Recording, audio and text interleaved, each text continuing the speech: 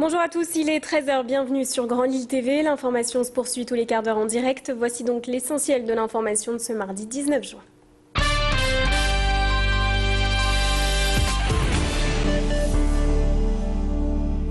Et on démarre ce flash par du sport. Ce soir 20h30, l'équipe de France affronte la Suède pour son troisième match de poule de l'Euro. Une rencontre qui va sûrement faire le bonheur des parieurs car le marché des paris bat son plein en cette période de compétition internationale. Notre journaliste Clément Carion est allé vendredi soir dans un café de la rue Solferino à Lille lors du précédent match des Bleus pour suivre ses parieurs. Beaucoup se prennent au jeu même si certains d'entre eux restent tout de même prudents quand il s'agit de l'équipe de France. Avec les mauvais souvenirs de la dernière Coupe du Monde en Afrique du Sud, ce n'est pas l'équipe la plus fiable pour ses résultats et donc pour empocher un jackpot. Malgré tout, certains n'hésitent pas à parier au moins 100 € par match. Je vois la victoire de l'équipe de France. J'ai dit que j'allais mettre 100 € sur tous les matchs de l'équipe de France pour l'Euro. Donc je le fais, voilà, on verra bien à la fin si je suis gagnant. J'ai parié bien sûr une victoire de la France, important. Et en fait un match nul ce soir entre la Suède et l'Angleterre. Ce qui arrangerait tout le monde en fait, je pense. Donc voilà. Je mets 5 €, je mets pas plus, et si je perds, j'espère que la FFF va l'avoir remboursé. Ça dépend des cotes les plus intéressantes, mais on va dire que ça fait 2 ans que je joue fréquemment. Ouais. J'ai parié, j'ai mis 50 € sur la France, et j'espère gagner un petit billet. Pour les grosses compétitions, Ligue des Champions, l'Euro, la Coupe du Monde, je parie tout le temps. Et à la une de l'actualité, la liste des braquages s'allonge dans la métropole lilloise. 4 de plus hier matin. 2 équipes différentes sont probablement à l'origine de ces vols selon la PJ de Lille. Tout a commencé par une tentative de braquage à la banque postale d'Ether vers 9 h hier matin qui s'est soldée par un échec grâce au système de sécurité mis en place par la Poste. 1 heure plus tard, un braquage est commis au supermarché Match de Fournan-Web. Une centaine d'euros est dérobée. Vers 10 h 45, 2 hommes cagoulés ont pénétré dans le magasin Kiabi d'Anglo et ont volé 300 € contenus dans la caisse. Enfin, une boulangerie est cette fois attaqué à Lille, une série de braquages sans gravité qui n'a pas fait de blessés, mais qui inquiète la police après une réelle recrudescence des vols à main armée depuis près d'1 mois dans la métropole lilloise. Écoutez ainsi le témoignage d'un vendeur du magasin de Vianne d'Anglo, tout proche du Kiabi, braqué hier. Moi, ça fait 9 ans que je suis ici. Bon, ça n'est jamais arrivé d'être braqué. Moi, je n'ai jamais connu.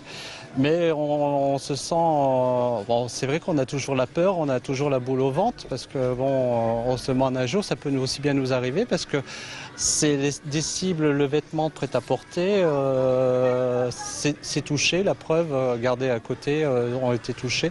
Donc, pourquoi pas de Vienne. Donc, ça fait peur. Dans le reste de l'actualité, on célébrait hier les commémorations de l'appel du 18 juin 1940 partout en France et notamment dans le Vieux-Lille, dans la maison natale du général de Gaulle. Avec l'association Présence Fidélité Gaullisme, une gerbe de fleurs a été déposée rue Princesse au pied de la statue de l'ancien président. Pour les responsables de cette association du souvenir, il est primordial de conserver la mémoire de cette journée comme un symbole de liberté et ainsi préserver la mémoire du général de Gaulle né dans la capitale des Flandres. Aujourd'hui, la jeune génération le connaissent très peu et ses héritiers sont de moins en moins représentés sur la scène politique. Pierre Beauvillain a suivi cette cérémonie et a rencontré le préfet de la région du Nord-Pas-de-Calais qu'on écoute.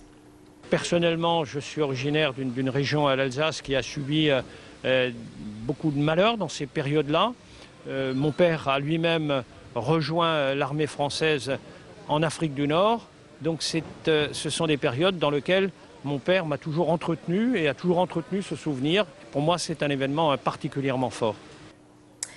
Record battu hier à la salle des ventes roubaisienne Méduhamel. Un tableau a été vendu à pas moins de 430 000 €. C'est le mobilier d'une maison béthunoise et la collection d'un amateur d'art moderne du Nord qui sont à l'origine de cette vente exceptionnelle proposée hier. Ce tableau intitulé L'intérieur d'un alchimiste de David Tenier, un peintre flamand du XVIIe siècle qui a raflé la mise. Son œuvre était à l'origine estimée entre 200 et 300 000 € mais a finalement été très disputée pour se vendre à plus du double qu'espéré. Les enchères se sont faites pour la plupart au téléphone. D'autres pièces d'envergure étaient également mises en vente et ont trouvé preneur à des sommes importantes. La maison Méduhamel n'avait plus passé de telles valeurs depuis plusieurs années. Une centaine de personnes étaient présentes dans la salle hier et notamment nos 2 journalistes Adélaïde Bollard et Hélène Sis.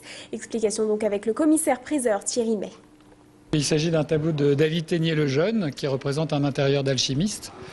David Tenier le Jeune, c'est un peintre flamand du XVIIe siècle et qui est un grand peintre de nature morte. Et quand on regarde ce tableau, on s'aperçoit qu'à tous les plans, vous avez des natures mortes, aussi bien avec des éléments d'alchimie que des animaux un petit peu partout sur la surface du tableau.